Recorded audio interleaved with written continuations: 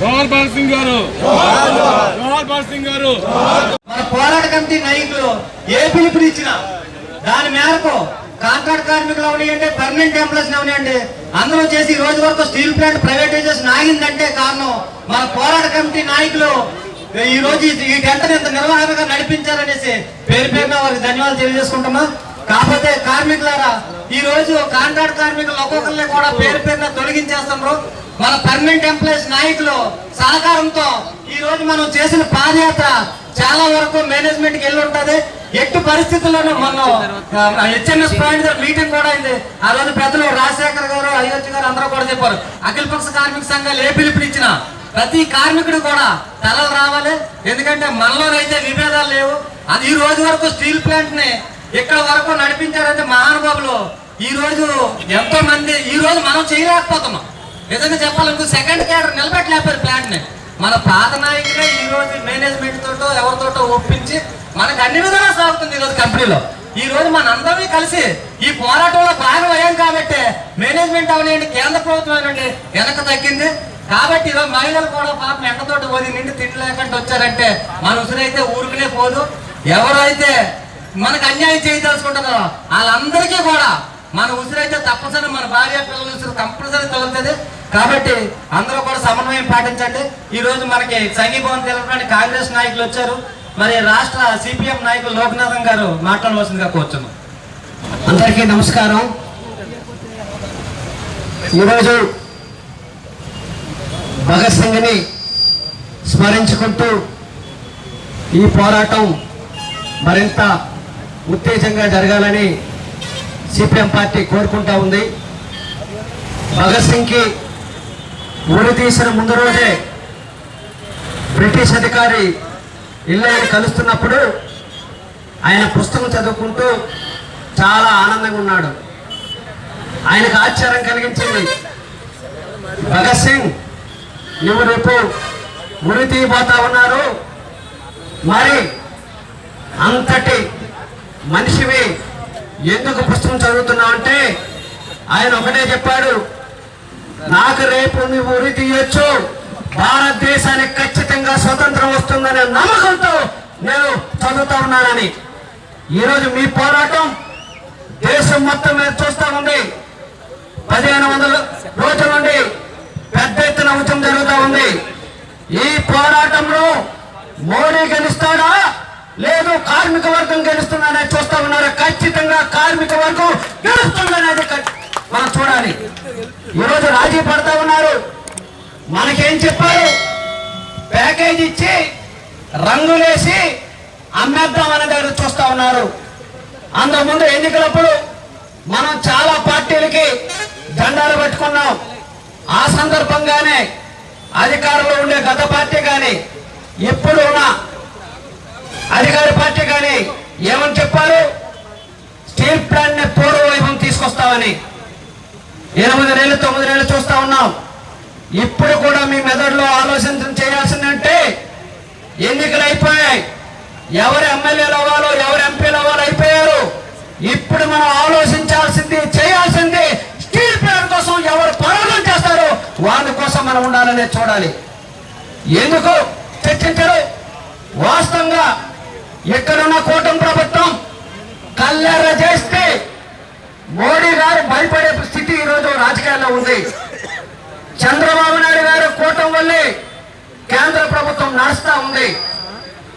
బీహార్లో నితీష్ కుమార్ గారు పోరాటం చేసి 55,000 కోట్ల రూపాయలు తీసుకెళ్లారు. వాళ్ళకి సంబంధించి అన్ని రకాలైన సదుపాయాలు తీసుకొస్తా ఉన్నారు. చేతకాని దద్దమ్మల్లాగా ఈరోజు కూటమి ప్రభుత్వం ఉందని నేను చెప్పదలుచుకున్నాను. ఒకవేళ మీరు ఆ రకంగా ఉండుంటే మీకే బీపేరే చెప్తాం. ఈరోజు భగత్ సింగ్ కి మేము దండలేస్తున్నాం, మీరు కానీ అలా చేస్తే మీకు కూడా దండలేసి విశాఖపట్నం ఆంధ్ర రాష్ట్రం మొత్తం తిప్పుతాం, ఆ చరిత్ర మీరు సృష్టించండి అని కోరుతా ఉన్నాం.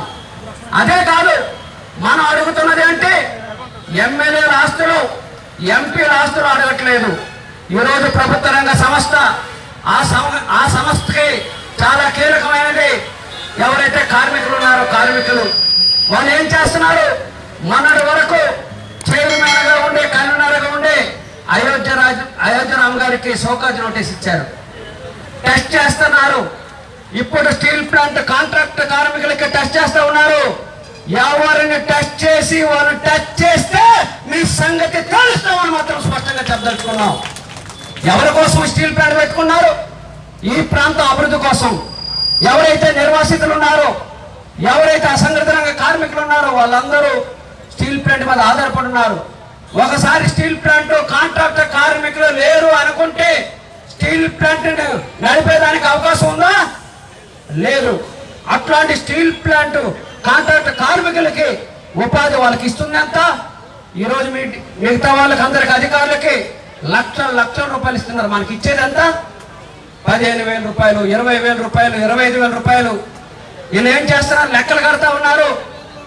అంత కూడా రాదని చెప్తా ఉన్నారు, లెక్కలు కడతా ఉన్నారు. 4 డిమాండ్ మనం పెట్టాం. ఒకటి, స్టీల్ ప్లాంట్కి నష్టాలు రావడానికి ఒక కారణం సొంత గనులు లేక. ఎందుకు సొంత గనులు కేటాయించట్లేదు? 100 రూపాయలు బడ్జెట్ ఉంటే 50 రూపాయలు, 60 రూపాయల వరకు ఏదైతే మెటీరియల్ ఉందో మెటీరియల్ మీద ఖర్చు పెడతా ఉన్నారు. అదే కాదు, ఈరోజు సొంత గనులకు సంబంధించి మాట్లాడట్లేదు. రెండోది మనం ఏమడగాం? ఇది వెళ్ళి శైలిలో కలపాలని చెప్తా ఉన్నారు. శైలికి సంబంధించిన కూడా మాట్లాడట్లేదు. మూడోదేమని మనం అడుగుతా ఉన్నాం, ఈ ప్రాంతాల్లో ఉండే ఎవరైతే కాంట్రాక్ట్ కార్మికులు ఉన్నారు, ఉద్యోగులు ఉన్నారు, వాళ్ళకి భద్రత కల్పించాలని. ఇవన్నీ పక్కన పెట్టేసి ప్యాకేజీ చూపిస్తున్నారు. ఇప్పుడు మనకు సినిమా చూపించి అమ్ముకునే ప్రయత్నం చేస్తా ఉన్నారు. ఇది పచ్చి దుర్మార్గమైంది. వాళ్ళు ఈరోజు స్టీల్ ప్లాంట్కి సంబంధించి ఈరోజు ఇందాకలా మాట్లాడిన మిత్రులు చెప్తా ఉన్నారు, ఏమని సంపద సృష్టిస్తారంట. విశాఖపట్నం అట్లాగే ఆంధ్రప్రదేశ్లో సంపద సృష్టిస్తున్న ఒక్క కంపెనీ ఏదైతే ఉందంటే అది స్టీల్ ప్లాంట్ అనేది మాత్రం మీరు అర్థం చేసుకోవాలి. ఇట్లాంటి స్టీల్ ప్లాంట్ ని పరిరక్షించాల్సిన కేంద్ర రాష్ట్ర ప్రభుత్వాలు ఇప్పుడు రాజకీయాలు మాట్లాడుతూ ఉన్నారు. మనం మాట్లాడామనుకోండి ఏమంటున్నారు? మీరు రాజకీయాలు మేము మాట్లాడాం. విశాఖపట్నం అభివృద్ధి కోసం, స్టీల్ ప్లాంట్ అభివృద్ధి కోసం మేము మాట్లాడతాం. దానికి సంబంధించి మీరు ఏమైనా రాగలుగుతారా? మాట్లాడతారా? 4-5 సార్లు పిలిచి అటాక్ చేస్తున్నారంట. హెచ్ఆర్ డిపార్ట్మెంట్ వెళ్ళి మా నాయకులకు వీడియోలు తీస్తున్నారంట. ఒక్క విషయం చెప్పదలుచుకున్నాం, మా నాయకులు వీడియోలు చేసి రకరకాలైన ఇబ్బందులు పెడితే ఇక్కడ ఎంపీలు ఎమ్మెల్యేలు తిరిగేదానికి అవకాశం లేదని మాత్రం స్పష్టంగా చెప్పదలుచుకున్నాం. మేముంటే మీరు ఉన్నారు, మేము ఓట్లు వేస్తే మీరు ఎమ్మెల్యేలుగా ఎంపీలుగా తిరుగుతూ ఉన్నారు. అట్లాంటి వాళ్ళు మా గురించి ఆలోచించాలి, మా భవిష్యత్తు గురించి ఆలోచించాలి. అధికార పార్టీ అయినా, ప్రతిపక్ష పార్టీ అయినా, సిపిఎం అయినా, సిపిఐ అయినా, ఎవరైనా ఒకే ఒక అంశం స్టీల్ ప్లాంట్ పరిరక్షణ కోసం మనందరం కట్టుబడి ఉందాం అనేది చెప్పదలుచుకున్నాం. అట్లాంటి ఐక్యత సాధించండి. అట్లాంటి ఐక్యత సాధించకపోతే మనకు చాలా నష్టం వచ్చేదానికి అవకాశం ఉంటుంది. ఒక్కొక్కరికి ఒక్కొక్క రకంగా చూస్తా ఉన్నారు. ఇప్పుడు ఏమని చెప్తున్నారు? డీపీలకు తీయం, నాన్ డీపీలకు మాత్రమే తీస్తామని చెప్తున్నారు. అంటే కార్యక్రమం మధ్యన స్విచ్ పెట్టే కార్యక్రమం కాదా? 6 నెంబర్లు ఉన్న వాళ్ళు ఒక కుటుంబంకే ఒకటే ఉంటుంది. ఆ కుటుంబంలో 5-6 పనిచేస్తున్నారు. వాళ్ళు ఎక్కడికి వెళ్ళేదానికి అవకాశం ఉంటుంది? ఎక్కడికి వెళ్ళేదానికి అవకాశం లేదు. కాబట్టి ఒక సమగ్రంగా ఆలోచించండి. విశాఖపట్నం భవిష్యత్తు కోసం ఆలోచించండి. స్టీల్ ప్లాంట్ లేకుండా విశాఖపట్నం భవిష్యత్తు అంధకారం అయ్యేదానికి అవకాశం ఉంటుంది. స్టీల్ ప్లాంట్కి ఎంత పెద్ద ప్రఖ్యాతి వచ్చిందంటే అది స్టీల్ ప్లాంట్ ప్రభుత్వ రంగ సంస్థలే. ఒక్కొక్కటి అమ్మేస్తున్నాడు, 10 సంవత్సరాలు అమ్మేస్తున్నాడు. మోడీ గారు ఎలా ఉన్నారంటే అందరికైనా పెద్ద వ్యాపారస్తుడు ఈ దేశంలో ఎవరో ఉన్నారంటే మోడీ గారు. ఆయన చెప్పేది ఏంటి? దేశభక్తి గురించి మాట్లాడతాడు. అంబేద్కర్ ఏమని చెప్పాడు? ప్రభుత్వ రంగ సంస్థలు పట్టుగమ్ములు, సామాజిక న్యాయం కావాలనుకున్నా, లేదు పేదలకు న్యాయం జరగాలనుకుంటే స్టీల్ ప్లాంట్ లాంటి ప్రభుత్వ రంగ సంస్థలు ఉండాలని చెప్పారు, దేవాలయాలని చెప్పారు. ఇప్పుడు అది దెయ్యాల్లాగా అమ్మేసే కార్యక్రమం చేస్తున్నారు. ఇలా దేశభక్తులు కాదు, దేశ ద్రోహులు అనేది చెప్పదలుచుకున్నాను. ఒకవైపున భారత మాతకి జై అని చెప్తా ఉన్నారు. మరి ఇంతమంది మహిళలందరూ భారత మాతలు కాదా? రోడ్ల మీద పెట్టేస్తా ఉంటే, మా ఆకలితో అలవాటిస్తూ ఉంటే వీళ్ళు భారత మాతలు కాదా అని మనం అడగదలుచుకున్నాం. కాబట్టి మీరు కూడా ఆలోచించాల్సింది. రాజకీయాలు ఒకనొక సందర్భంలో మనం ఆలోచించాలి. 5 ఏళ్ళకి ఒకసారి రాజకీయాలు ఆలోచిద్దాం. ఎవరు ఎంపీలు అవుతారు, ఎవరు ఎమ్మెల్యే అవుతాడు, ఎవడు ఇక్కడున్న కార్పొరేటర్ అవుతాడు పక్కన పెట్టేద్దాం. మన ఓట్లు వేసిన వాళ్ళందరికీ ఐక్యంగా తీసుకొద్దాం. స్టీల్ ప్లాంట్ పరిరక్షణలో ఐక్యంగా ఉన్న విశాఖపట్నం జోలికి స్టీల్ ప్లాంట్ జోలికి వస్తే మీ సంగతి తేల్చేస్తామనే పద్ధతిలో మనం ఉండగలిగితే మన సమస్య పరిష్కారం అవుతుంది, ఖచ్చితంగా అవుతుంది. ఎందుకంటే మనకి చేతకాలంలో చూస్తున్నారు. అందులో విశాఖపట్నం ఉత్తరాంధ్ర వాళ్ళంటే మరింత చేతకాలంలా చూస్తూ ఉన్నారు. విశాఖపట్నం స్టీల్ ప్లాంట్ వెళ్తే ఒక మినీ భారతదేశంలాగా ఉంటుంది. హిందీ మాట్లాడేవాడు, ఒరిస్సా మాట్లాడేవాడు అందరూ ఉంటారు. అన్నదమ్ములా ఉన్న ఈ ప్రాంతాన్ని విచ్ఛిన్న చేసే కార్యక్రమం జరుగుతూ ఉంది.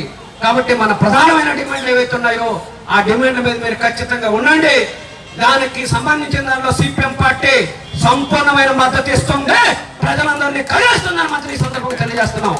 మీరందరూ చూసే ఉంటారు, సిపిఎం పార్టీగా ఉత్తరాంధ్ర బైక్ యాత్ర నేనే స్వయంగా అన్ని ప్రాంతాలకు వెళ్ళి బైక్ యాత్ర నిర్వహించాం. మా చనిపోయిన సీతారాం యేచూరి గారు ఇక్కడే వచ్చి బహిరంగ సభ పెట్టాడు. ఆ రోజు చెప్పింది అంటే మీరు ఎన్నికల్లో జాగ్రత్తగా ఆలోచించండి, జాగ్రత్తగా ఆలోచిస్తే స్టీల్ ప్లాంట్ ఉండేదానికి అవకాశం ఉంటుందని.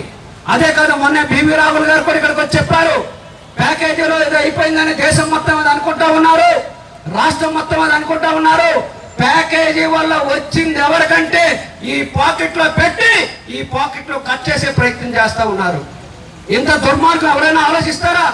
పోనీ మన అభివృద్ధి కోసం లేదా మన సొంత గనుల కోసం ఏమైనా ఆలోచిస్తున్నారంటే ఆలోచించే స్థితిలో లేదు.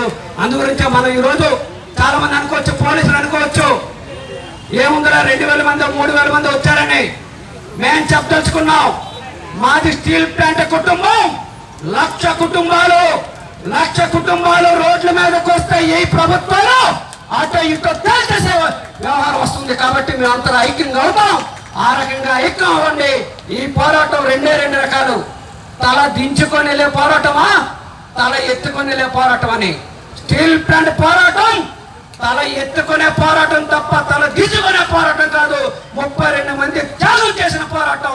ఈ త్యాగానికి వారసులు ఎవరంటే మనం ఆ పోరాటాన్ని ముందుకు తీసుకెళ్తారని ఈ అవకాశం ఇచ్చిన మీ అందరికీ ధన్యవాదాలు తెలియజేస్తూ ముగిస్తూ ఉన్నాను.